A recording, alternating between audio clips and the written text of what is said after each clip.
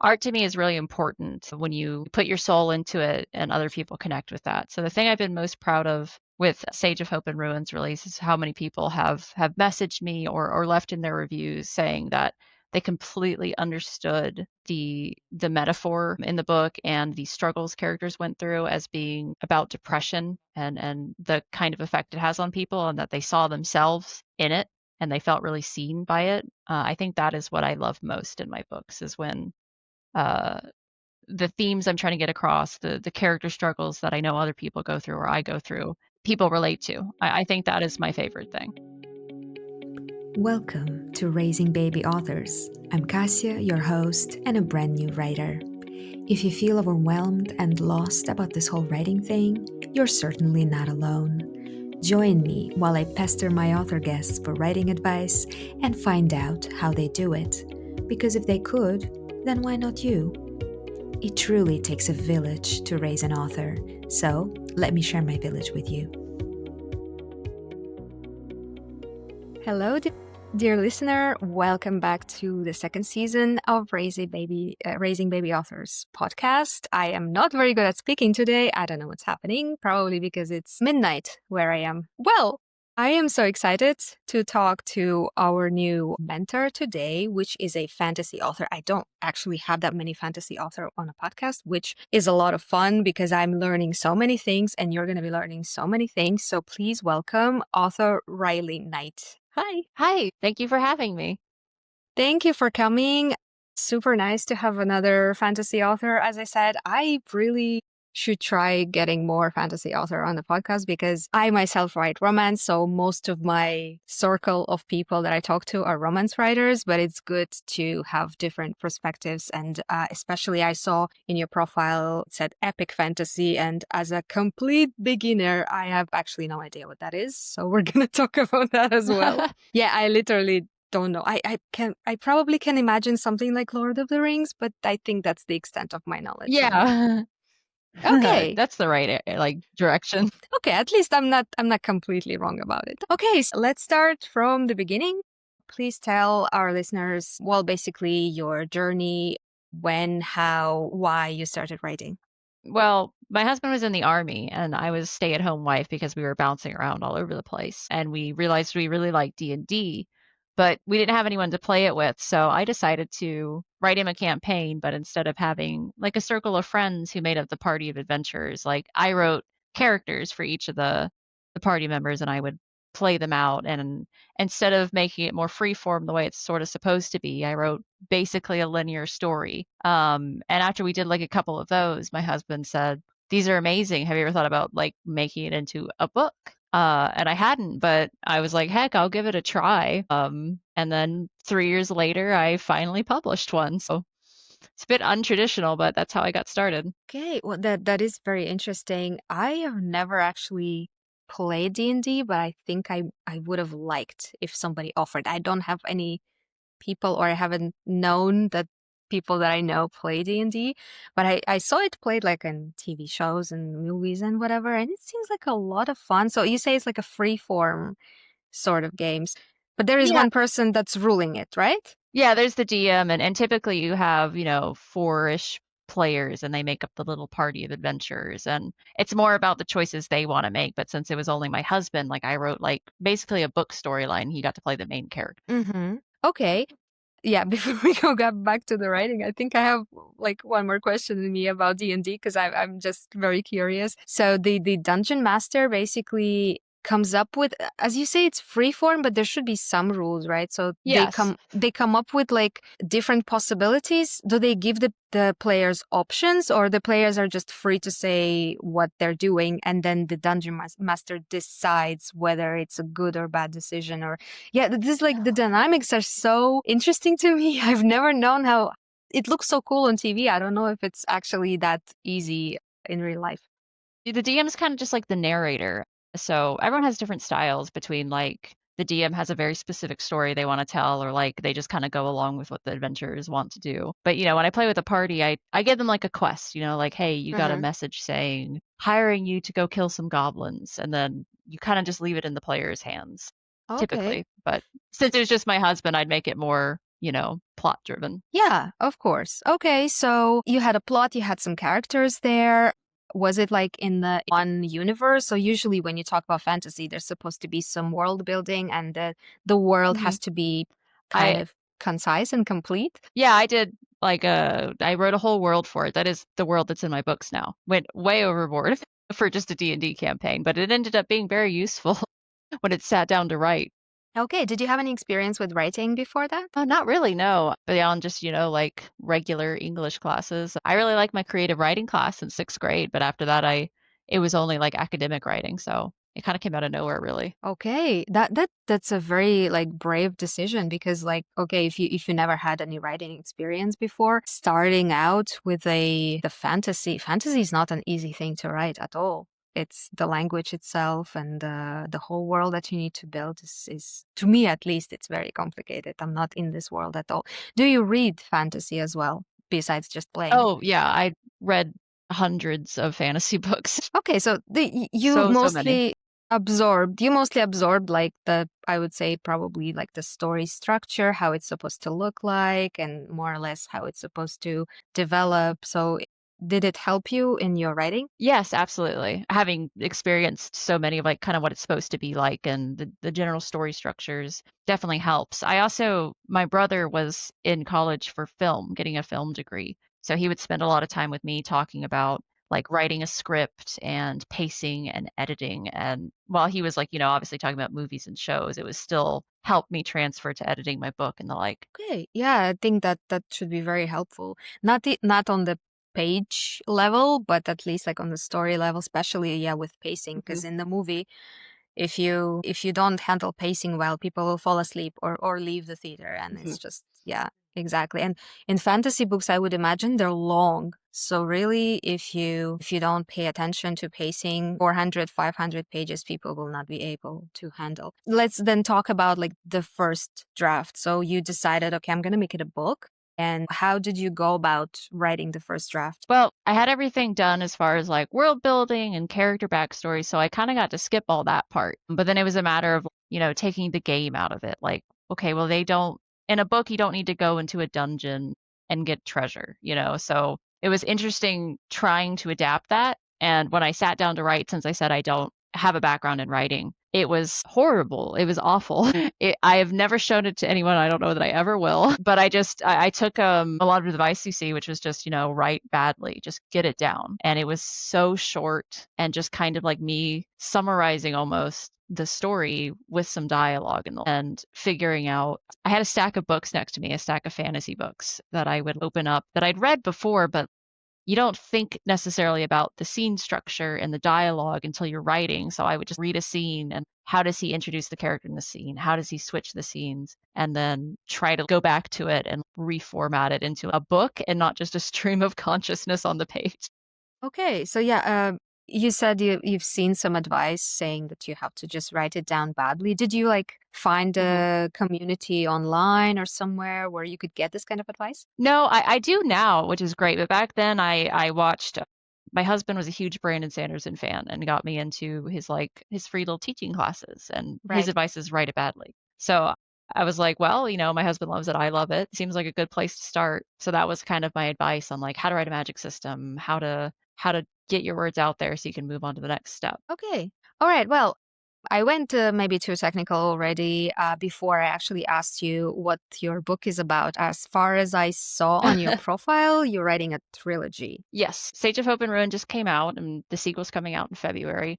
So this one's definitely more of a romance fantasy than my debut was. And to sum it up very quickly, our main character is a con woman, not by choice. She was an orphan who was taken in by a master con man and taught to follow his trade. He betrayed her and left her in debt, so she's basically enslaved to like one of the underworld guilds. And she's given a chance to escape from them and pay off her debt if she joins another team made up of like assassins and criminals and thieves who are tasked with finding a way to save their world in exchange for their freedom. And the world they live in is being slowly consumed by an abyss that kills everything it touches. So they're losing land, they're losing cities, It's like the walls closing in on them, and they are instructed to find how to stop it or how to save everyone. Okay. So, and then this kind of adventure will continue throughout the whole three books, or something will like, or you have like separate stories for each of the books? That's definitely the main plot line. Obviously, some wrenches get thrown in, and the course of their path changes, but that's the main gist. And of course, since it's a more of a romantasy, the major plot line is, of course, her relationship with one of the other assassins on the team. There is a debate going about like romantic fantasy, romantasy, and there are different other variations of it. And so in your case, the focus of the story would be on the romantic relationship. So that means that probably it can be read as a romance, meaning that there is a happily ever after at the end. If it's a spoiler, just don't say anything. I know that's the genre convention, so I know I'm not gonna be a contrarian. But yeah, it is such a debate between romantasy, romantic fantasy, fantasy romance, and nobody agrees. So I just kind of leave it in like my ARC readers' hands to see what they tag their reviews as. Like I think it's this, but if they all think it's something else, I'll call it that by release day, and they all shelved it as romance and romantasy. So I think I can safely call it that. Okay. Okay. I would say it Yeah. definitely leans plot.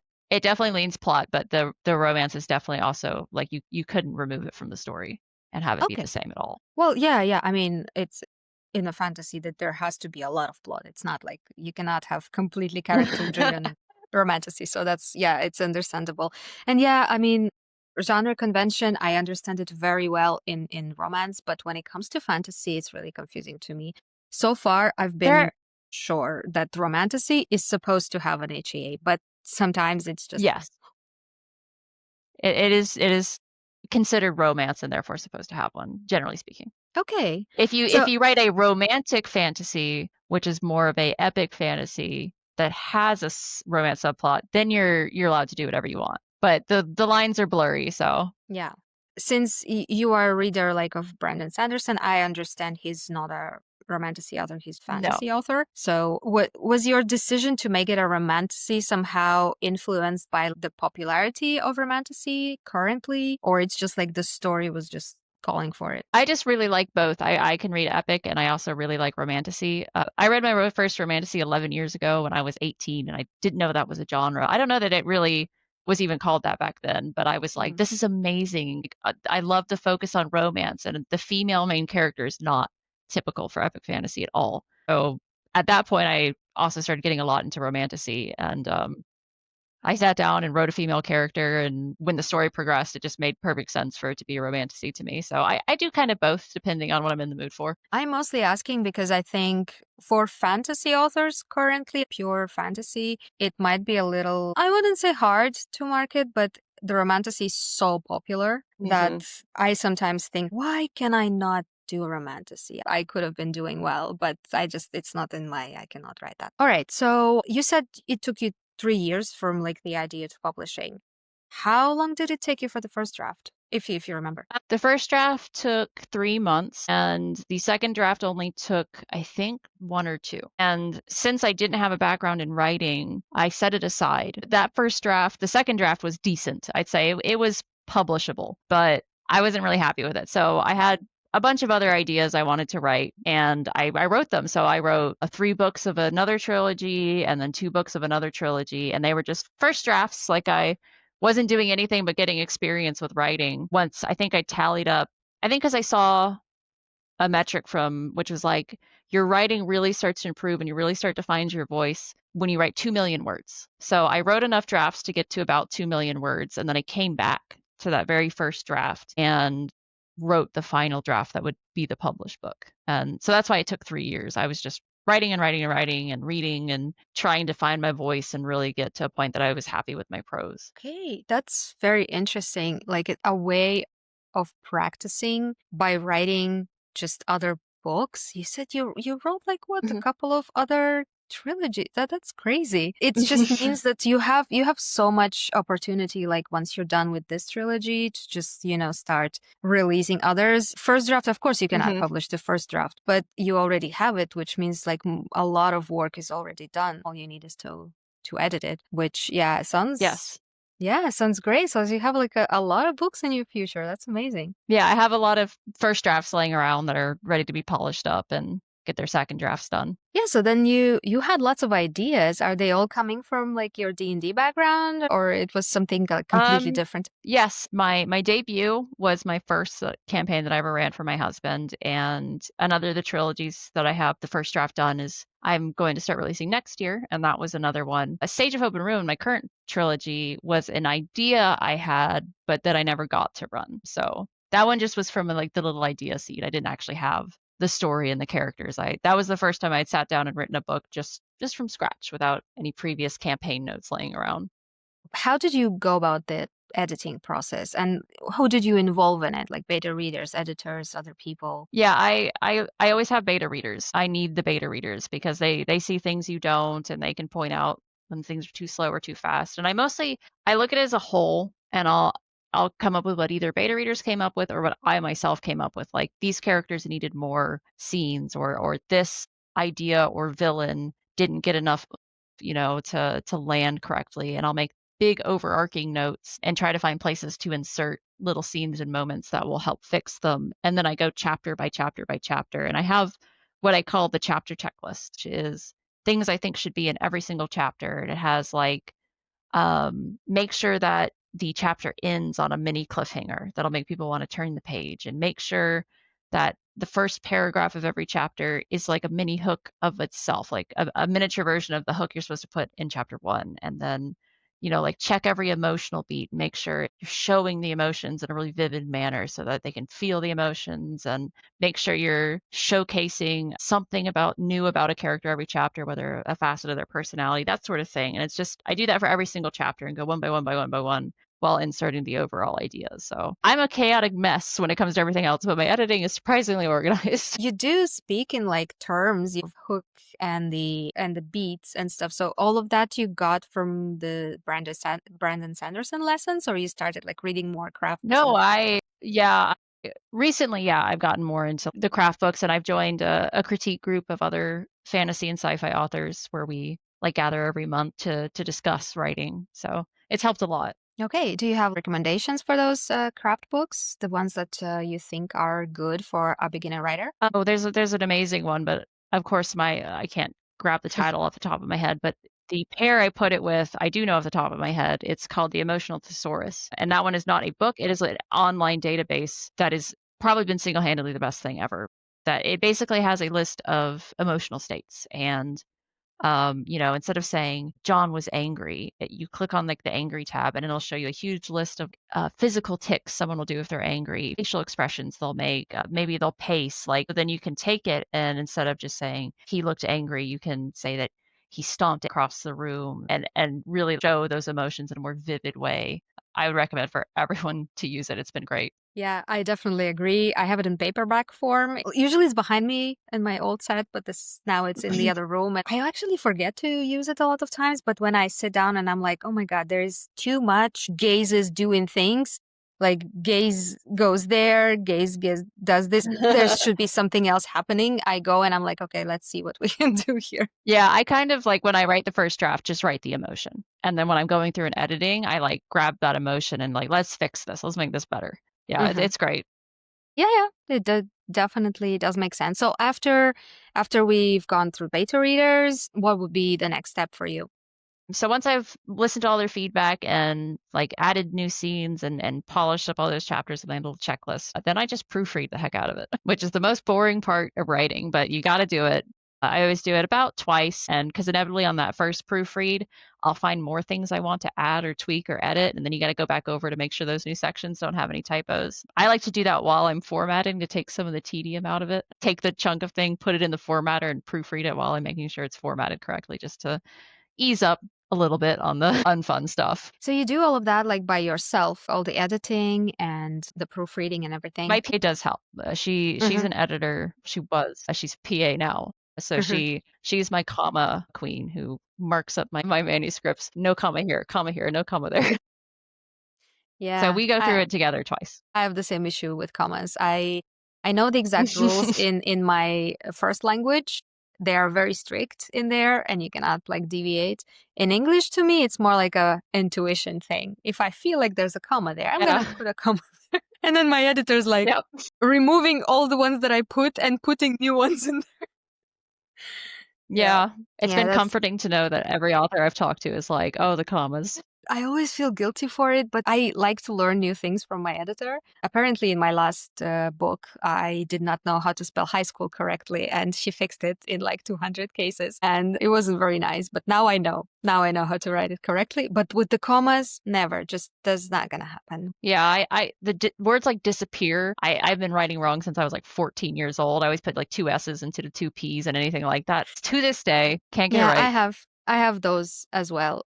For my whole life, the word conscience is just never ever from the first time. Whatever. Anyway, okay, so we've got the proofread copy. You said you also format it yourself. Do you use like software, Mhm. specific software? Yes. Unfortunately, I don't have a Mac. I know everyone recommends Vellum, but I can't use it. So I Yeah. use Affinity Publisher to do my paperback formatting. And then for ebook, I just use Readsy Studio. It's pretty easy to Oh, use. It doesn't do anything fancy. So I definitely recommend like Atticus if you want, or Vellum if you have a Mac, for being able to add like chapter images and that sort of thing. But as far as just like getting an ebook for ARC readers, especially, just formatted and nice looking, Readsy's quick and easy. And then Affinity has a bit of a learning curve, but I've been able to make really pretty paperback interiors with it, so I like it a lot. yeah, I've heard about Readsy. I know that it's free and it's very nice and easy to do. Atticus wise, I've heard bad things because I've seen some reviews about like people losing half their draft or chapters disappearing randomly. Okay, I don't know. But Affinity, yeah, I also heard about Affinity. It's more complicated, but if you learn it, it's very well.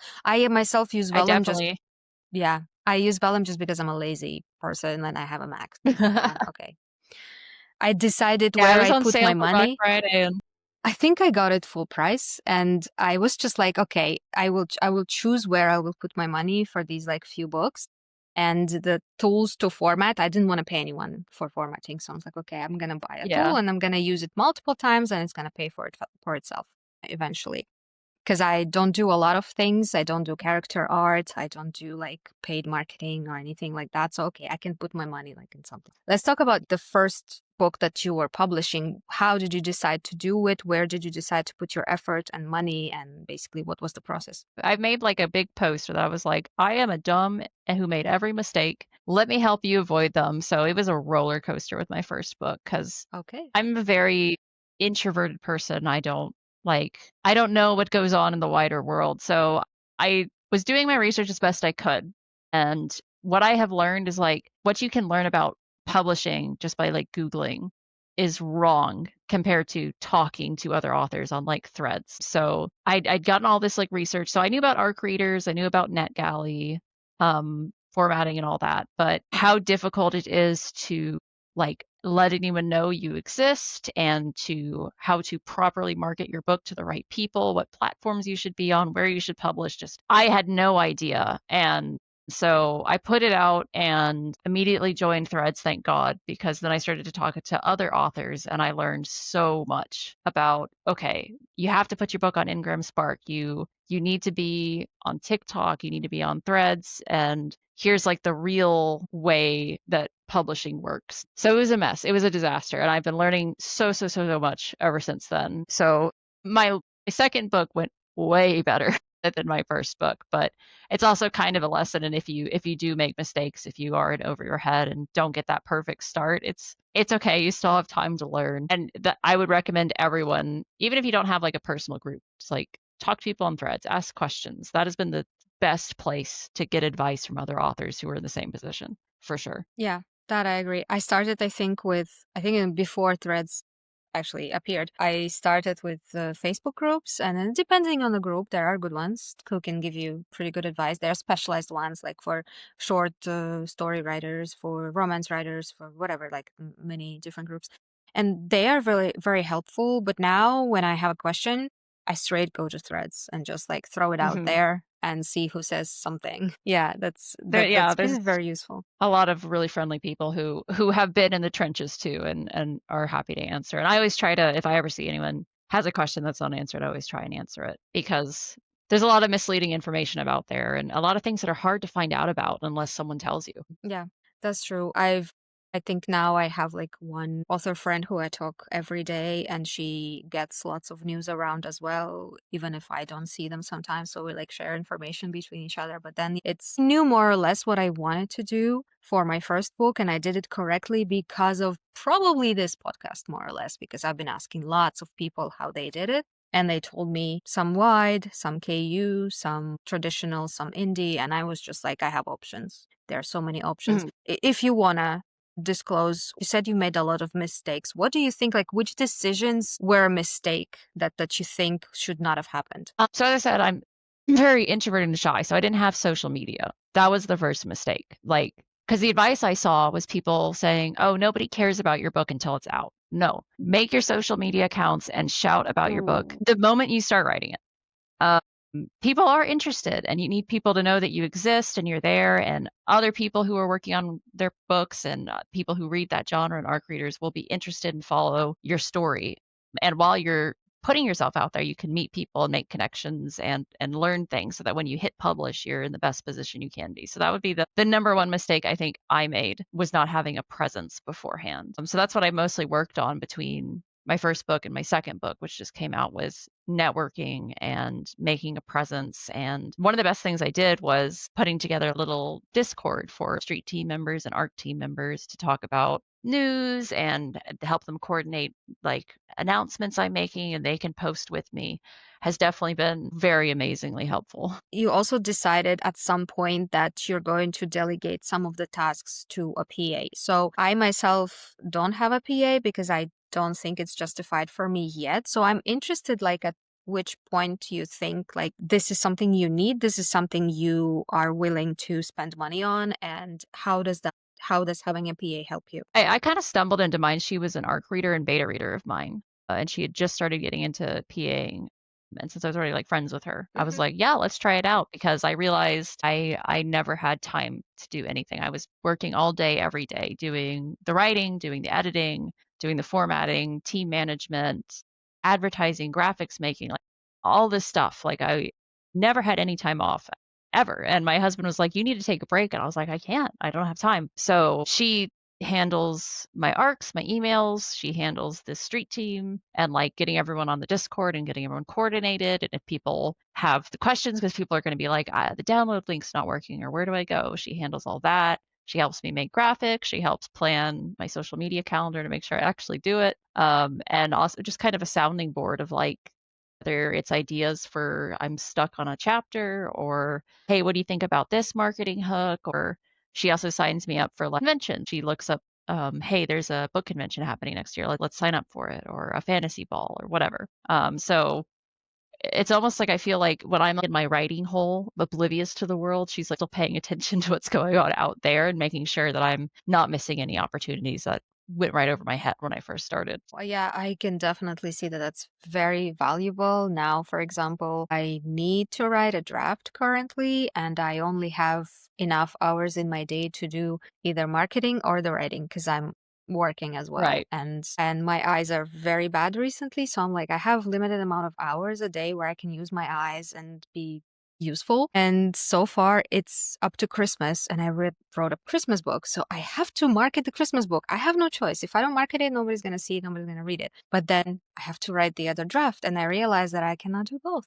I just had to postpone my editing deadline because I just literally can't. And you mentioned conventions, and actually, I've had another author here last season, A.N. Caudle. So I think when she was on my podcast, she just like released the first book in her trilogy, or was it duology? The thing is, she was talking to me a lot also about finding all these conventions, events, signings, whatever, and just signing up to them even before she had the first book out. And she was getting accepted for them just when the book was coming out. And I was thinking that this is genius. Like you should be seeking these places out. It's not like these Mhm. conventions are seeking you out. They don't need you. You need them. So you have to go Yeah. out and you have to go out and find them.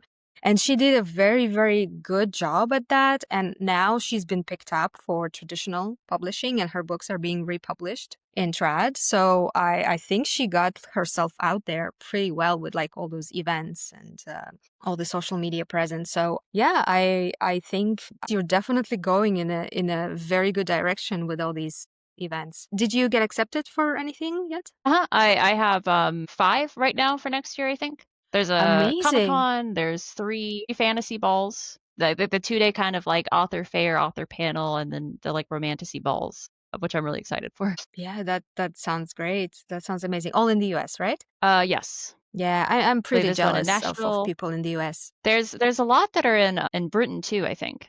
Uh, and I was like, I don't know if I, I want to get on a. I'm scared of planes, so I was like, it's a long plane ride. Okay. Well, I mean, there was recently a fantasy ball in the Netherlands. I know that. I'm not there Mhm. anymore, but I could have gone. It was really close. And there are like romance events in the UK, yes. But US is definitely like there's just so many new companies popping Mhm. up and throwing these conventions and stuff, so which sounds really nice. You've released the first book. You started gaining more presence online. How do you think your experience had been with marketing and with like marketing paying off? Are you on key? Yes. So do you market just on social media or do you use like paid marketing and some other ways? Mostly just on social media. Like I've done like those like kind of promo emails or like I'll do like a boosted ad for ARC signups, I think work really well. But otherwise it's mostly just like posting everywhere. You mentioned boosted ad. I don't think I've actually heard anyone mention that before. Can you elaborate? So like I'll make a post that's just like saying a call for ARC readers basically. That's just, like the trope map and like sign up here and what kind of book it Hmm. is. And I found like just doing like a cheap little just boost it a little bit has gotten me a lot of ARC signups. It's been the most successful way I found ARC readers. And so I find that to be worth it if you were trying to get a lot of ARC readers. Okay. Okay. Yeah, I've heard someone say that it's just useless to boost your posts and I just never done it before. I never even considered it because I heard that Hmm. it's not useful for authors. But yeah, it makes sense maybe to do this for ARCs. I didn't have many ARC readers, but I think most of them came off threads. On threads you can just throw Hmm. these tiny little hooks, and then if the hook is interesting enough, people will be like, "Oh, okay, sign me up." Yeah, you need to Yeah, do I do I the threads as well. yeah. But I needed to do like 3 hooks a day minimum to get something interesting going. Because if you do one a day, it's not enough. You need to like throw them out a lot. But yeah. Yeah, I it was like $10 a day, and I just set it to target basically bookstagrammers that had never seen my account before. And so I've met a lot of my now street team members because it just was like, hey, they like fantasy books and have a bookstagram. I'll show that to them, and then they signed up. So it's been pretty useful.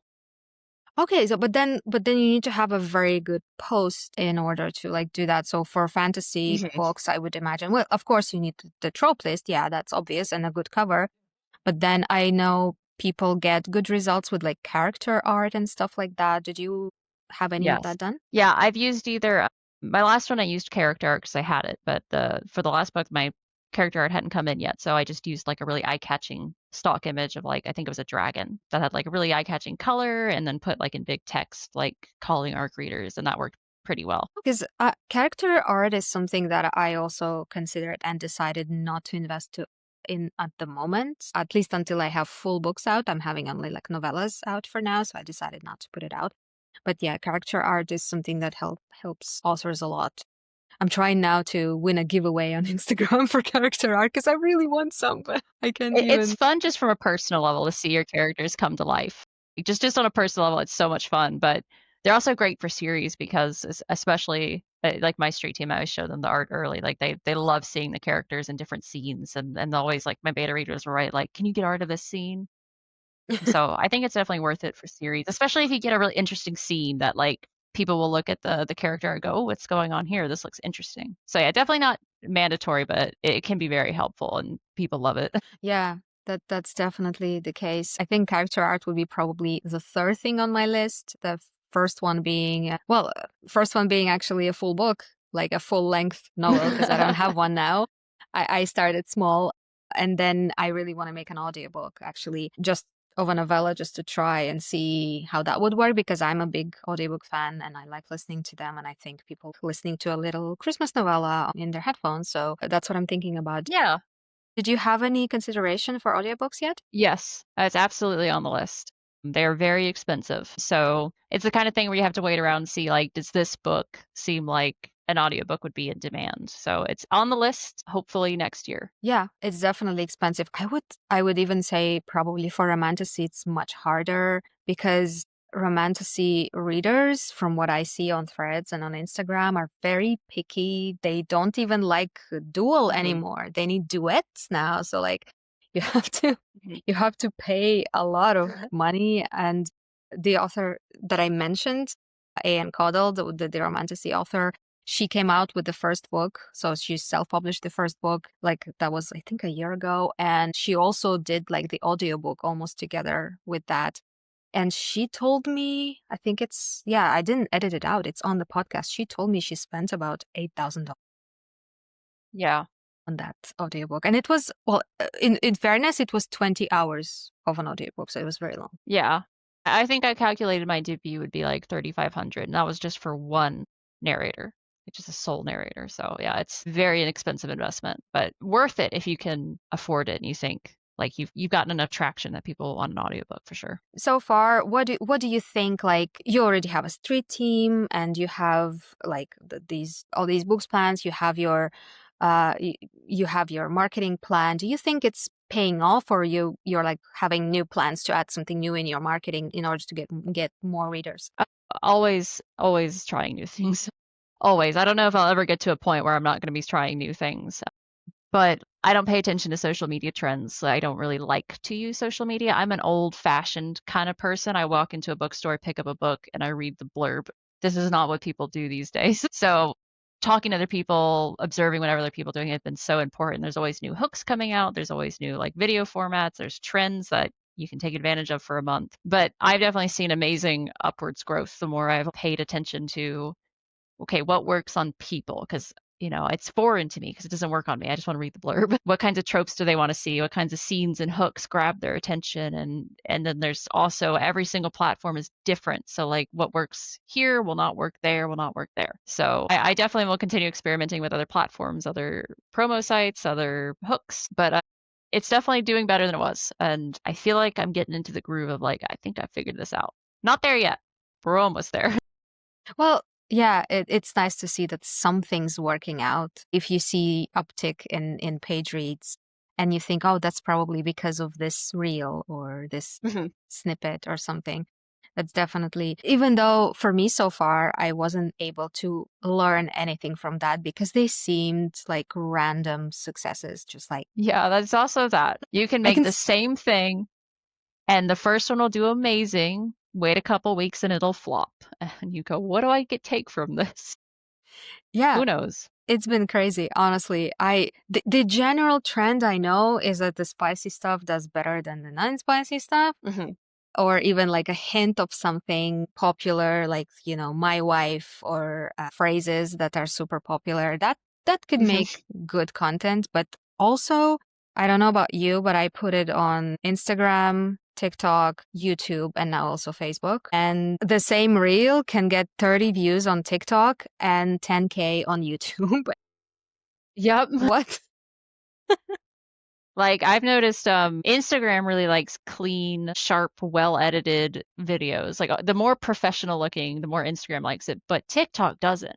The grungier and more homemade, TikTok likes that better. So, yeah, it's been interesting learning the differences. For Yeah, me, it's been what's so really much fun. worked has been there's no spice in book one, it's in book two, so I haven't had any spice to advertise with yet. Like what has worked for me is like, and I guess it's what I like, so I understand is like the tension or like a scene where they're stuck together and there's tension between them where one of them is yearning for the other, and then you end it on a little cliffhanger where like someone says something interesting or the scene abruptly changes or leaves you questioning and you don't get it anymore after that.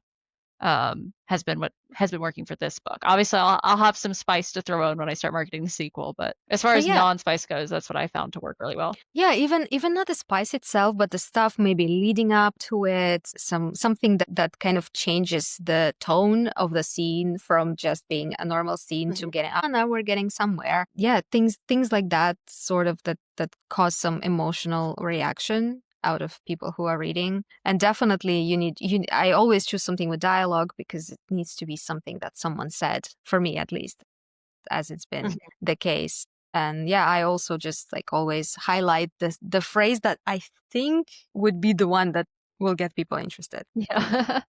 And it's a learning curve. It's easy to read a book you like and find those, and then it's a whole different thing to read your book and be like, what about what I wrote is marketable is a whole nother challenge, at least for me it was. I'm sorry, it's just I think your bird is talking with you. It's so so funny. He is, yeah. Listeners, if you are not watching the video, you're missing a lot because there's a very cute sidekick in the scene right now who also wants to express their opinion. Yeah. He's very talkative, yes. Yeah, he likes to talk. When you're talking, he's also like, I'm gonna say something.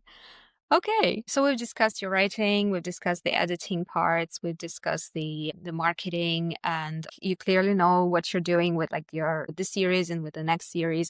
So, is there any changes that you're implementing in any like parts of your process that you learned to do and now that you think they'll make your process better? Well, my writing process is mostly the same. I'm definitely what they call a plotter and not a pantser. I can't sit down and write unless I know exactly what the character's arc is going to be and what the theme of the story is and how that theme is going to like carry through the plot and through all the characters. And I don't like know all the nitty-gritty details, but I got to know the big beats so I can like start and like know what to foreshadow. And that hasn't changed. So I always pretty much do the same thing. I outline it fully like that, and then once you're writing the like details, then you might go, I start to feel a little differently about the little things, but otherwise it stayed the same. Strangely, I would have expected something to change, but it hasn't. Are you planning to include more steps or different steps into your editing process, or you want to continue with the way that you tried and that it worked? I have changed up my editing a little bit. Like one of the things I've done is, so in addition to not being a social media person, I didn't really know what a trope was. Like, I didn't know what their names were. Like now I can see, oh, I can identify them in my books and others. So I've added to my editing to like, little micro tropes. Those are what people really like, or those make good hooks. So if I can see a moment that I'm like, oh, this would be a great spot for one bed or one horse or whatever. That's now on my list. So that's definitely something new, thanks to being exposed to social media now. Yeah. Some people think it's corny or whatever to include these things, but then honestly, it makes your life so much easier and it makes your book better most of the time. You don't Hmm. have to make it the same all the time, right? Like you can put your own spin on it and it's going to be the same microtrope but a little bit different dialogue, different situation. So yeah, I also find it very useful to I don't build the book on the tropes, but I'm like, Right. there's probably a trope missing. There's like, I don't know what to do in this scene. I don't know where they could go. I don't know where they go. Ah, okay, yeah, one bed. Let's try that. Let's come up with a situation that will do that. So Yeah. One of the things that like a lot of newbie authors, myself included, have to like kind of learn is that tropes are not a bad thing. They are there for a reason. It's because people like them or just because they're helpful descriptors to tell you if it's a book you'll like. So you should never feel bad about it. Like they're popular for a reason. They're as long as you make them yours and make it fit the characters, people will love it. yeah, I agree. Since I don't have that many fantasy authors, I always ask authors about their like author heroes or people that they admire, authors that they read as well. And I don't know that many fantasy ones, so it would be interesting. What are your favorites? T. Kingfisher is probably my favorite. I think she's more classifiably a fantasy romance author than just hard fantasy, but I absolutely love her. If she's written the Paladin's Grace series and the Clockwork Boys series, and I love her writing. She's so witty and funny, and she always makes the MMC like a paladin who's like some tortured but good guy, and I just love her writing style. I recommend her to anyone. I grew up on Cassandra Clare. My very first romantasy was Clockwork Angel by her, and it still lives rent free in my mind. Obviously, I love Brandon Sanderson. Robin Hobb is another huge inspiration, especially with the the aspect she's famous for, which is emotional devastation, which I love to write, and my beta readers get mad at me for in the good kind of way. So she's probably my favorite. I also like Carissa Broadbent, and I love Rachel Gillig's writing style. So the Oh ones I can yeah. think of off the top of my head. Yeah, Rachel Gillig's definitely on my radar because I'm not much of a fantasy or romantasy reader, but I heard so many good things spoken about her like latest books, and I see my colleagues at work reading them. I'm like, should I? Yeah, she has absolutely beautiful writing. I was enchanted. Okay, okay. Well, in that case, I think we can talk about my two favorite questions recently, at least. First is what would you say is the thing that you're the most proud of in your writing, in your journey, in your books, whatever you want to say? I think the thing I'm most proud of is art to me is really important when you put your soul into it and other people connect with that. So the thing I've been most proud of with Sage of Hope and Ruins release is how many people have messaged me or left in their reviews saying that they completely understood the metaphor in the book and the struggles characters went through as being about depression and the kind of effect it has on people and that they saw themselves in it and they felt really seen by it.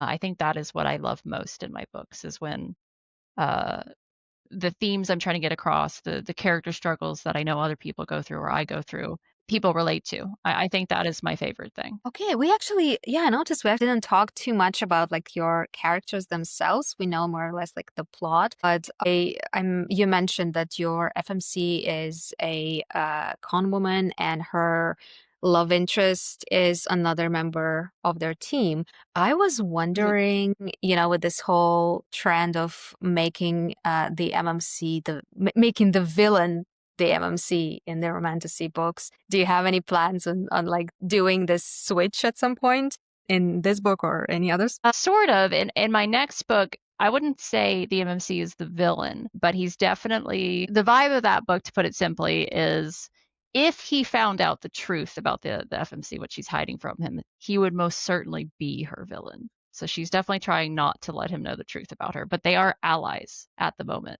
in the book. So Okay, yeah, I sense a lot of tension. All right. And actually, I think I saw on your profile that one of your books or the whole trilogy says that it's based on a Greek myth. How does one go about doing a Greek mythology or any other mythology retelling or taken as an inspiration? a lot of them are like retellings, especially of Hades and Persephone is really popular. This is definitely not a retelling. It's just inspired by. So a lot of the locations or the problems they face or the monsters and the characters are inspired by the themes. So one of the villains is inspired by the stories of Hades, and there's a group of characters that are inspired by Hades and Persephone, but that's not their name, and they don't live on Mount Olympus. So it's definitely just like Greek myth vibes. And if you know some of the, especially more obscure stories about some of the lesser gods, then you'll probably pick up on why I name certain things that. And it definitely has the aesthetics of it, picture classic ancient Greece, and that's kind of the vibe you're gonna get. But it's definitely not one for one. So, last question would be a writing advice. So, I always ask whether an author has best or maybe worst writing advice that they've heard, something that resonated with you and that you want to share with other writers. I think the worst advice would be anything that is a hard rule that you can never do this or you have to always do that. Never listen to advice like that. It is bad advice. Rules are there, they're guidelines, but you can always break them if that's what you need for your story and if you do it well. It'll just limit you. Don't like worry about you can't ever use this word, you can't ever use that word. Like, don't listen to that advice. My best advice would honestly be just to practice. Like find the books that whose prose you like the way they write, you like the way it goes, and you let it inspire how you write, but just like keep writing and you're never going to find your voice in one draft. You're never going to find your voice in two drafts. But the more you write drafts, the more you release books, the more you'll really get comfortable with like this is my style, this is how I like to write. And then you'll find that you're breaking a whole bunch of rules or you're following a whole bunch of others, but what matters is that you make it your own. Honestly, practice. It's like any skill. Just the more you write, the better you'll get at it, the faster you'll write, the easier it'll come to you. Yeah, that's definitely the case. And the more you write, the more you learn to trust yourself, and then Mhm. you become more confident in which rules you are willing to break and which Yeah. rules you're willing to follow. So yeah, I completely agree. We actually never discussed, I think I haven't asked that question in a while, but you were speaking about author voice. Do you think there is something distinct in your writing that makes it your voice? Can you pinpoint something about your writing that, like, okay, this is my voice? I don't think I could necessarily pinpoint it, but I noticed in a few Sage reviews, whether they were positive or negative, people would point out the voice being different in a way they liked or in a way they didn't like. And I was like, Hmm. oh, okay. So I'm just so ingrained in my writing that I maybe can't pick out what I'm doing. I think what it is that I put a lot of personality into it since I'm writing from this character's POV, especially since this book was first person. So the color of the prose is going to match their personality and the way they would think about it, instead of just being kind of objective. And so I was like, maybe that's it, because that's what I like to do. I really like to write strong characters that you can picture outside of the book and know exactly how they'd act. So I'd say that's definitely the thing that I've tried to do that maybe is mine. But it's always hard to look at yourself and know objectively what everyone else is seeing that maybe you aren't. Yeah, I think I found that it's easier for your readers to tell you, and maybe other writers to read a couple of your books and tell you like this is your signature style, and you'd be like, huh, really? Okay. Hmm.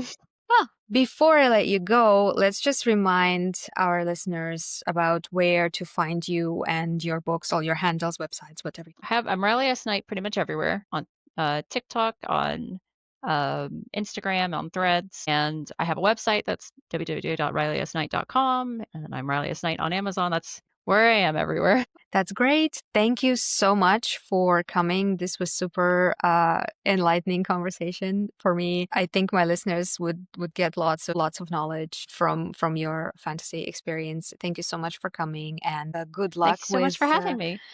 good luck with the trilogy and with all your future plans. Thank you. Thank you so much. Bye. If you like what you hear so far, please consider subscribing and tune in for the next episode. If you have burning questions about writing you'd like to have answered, head to my Instagram page at kkalbabooks and leave me a message. Or use my email k.k.alba.books@gmail.com. If you'd like your favorite author to answer your question on my show, again, head to my Instagram or email me to let me know which author you'd like me to invite, and I'll try to get over my anxiety and do it. On the other hand, if you're an author who's published at least one book, traditional or indie, and you'd like to become a guest, well, you know what to do by now. Message me and let's get to know each other.